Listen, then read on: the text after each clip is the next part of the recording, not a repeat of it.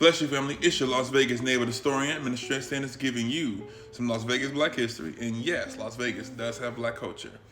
Recently, I spoke at Cheyenne High School. I spoke to some students that was part of like an honors African American history class on the history of Black Las Vegas. Shout out to Miss Ashley for inviting me and having me come up there. And I had my wife with me. And before we got settled in Miss Espy's class, one of the other teachers, I believe Miss Smith was her name, gave us a tour and kind of took us around to see some of the other D9 that was on the campus. And she was telling me about a Black History Assembly they were going to host in February. And I was like, Las Vegas, you do that back in the day. And she had never even knew that even existed. And I was like, yes, back in the 70s, Las Vegas had Black History Assemblies. And that's why I'm so excited to share this, because many people don't understand or even know that Las Vegas started having Black History Assemblies in 1972. At the Black History Assembly, it was a fashion show. It was a drum circle. It was everything black.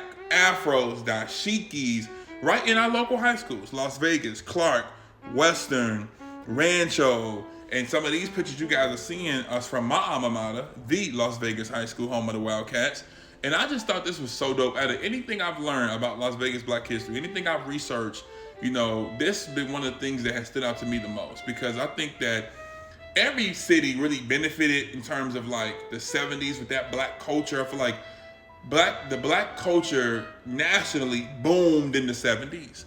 But I feel like to know that there was a Black History Assembly, that takes the boom to a whole different level.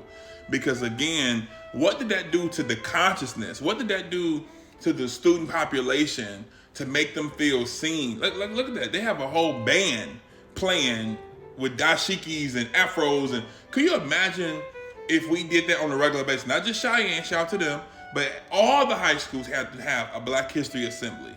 That would do so much for the culture, for the self-esteem, and for the spirit of African Americans in Las Vegas. And this should be a national phenomenon that people should be doing.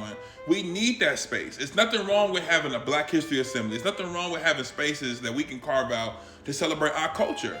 Because Black culture has influenced other cultures, and Black culture has made a huge impact and significance in where we are today in society.